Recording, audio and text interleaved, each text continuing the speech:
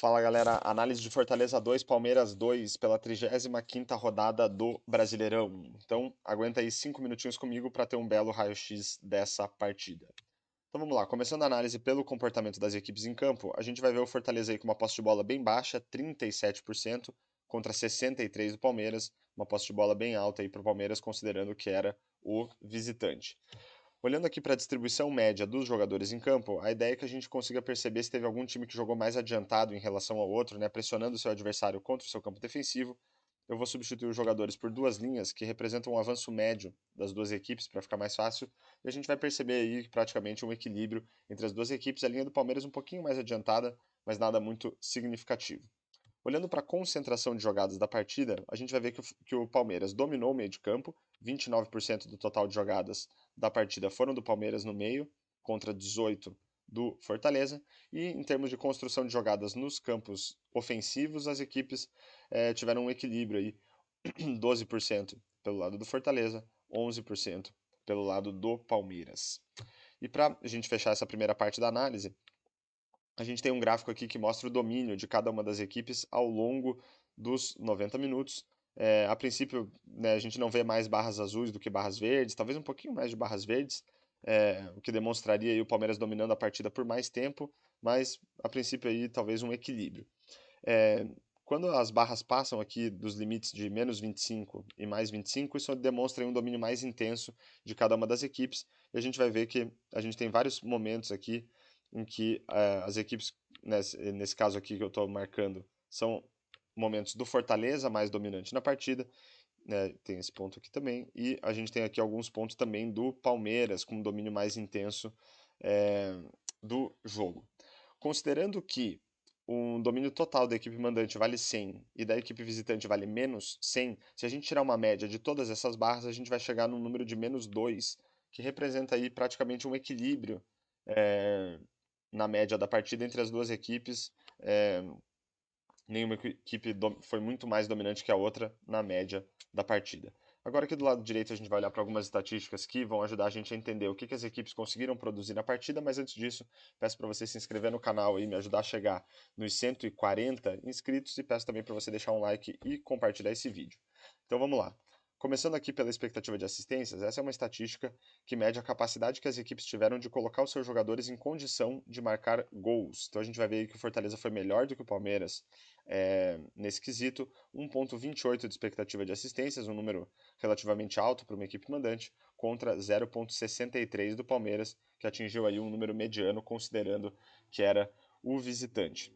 Em termos de finalizações e expectativa de gols, novamente o Fortaleza se sobressaindo em relação ao Palmeiras. Foram 20 finalizações em gol, que geraram aí uma expectativa de gols de 1,83.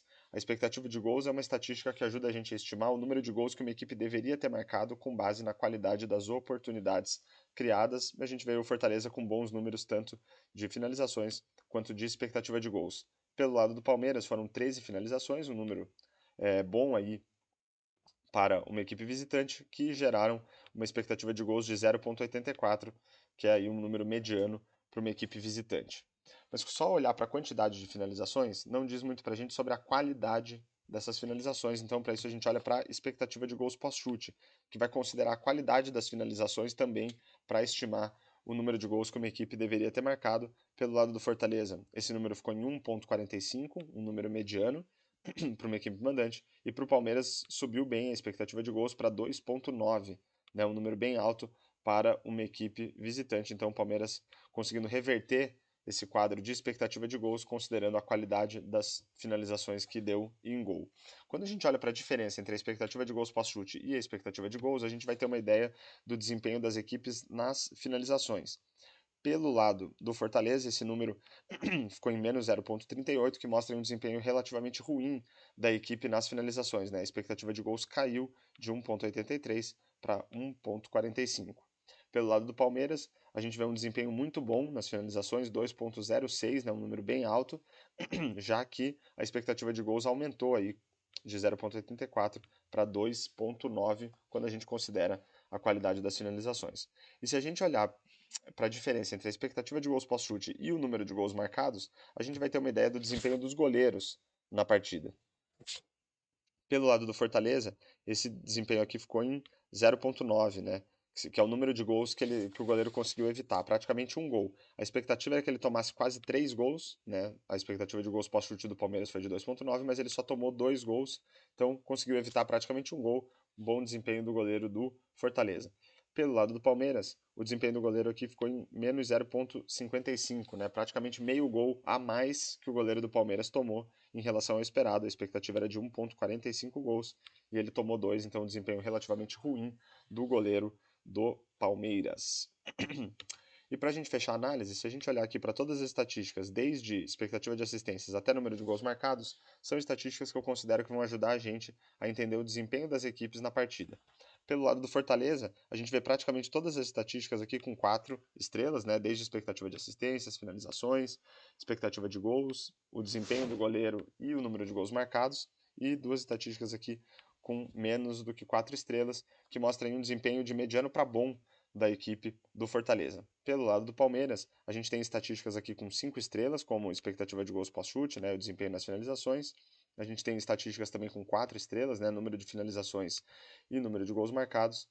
Algumas estatísticas medianas e só o desempenho do goleiro, que ficou aí mais abaixo. Então, se a gente for considerar aí todos esses números, parece aí também uma partida relativamente boa do Palmeiras, e aí talvez o placar de 2-2 tenha sido justo aí, refletiu o desempenho das duas equipes, né, o equilíbrio no desempenho das duas equipes.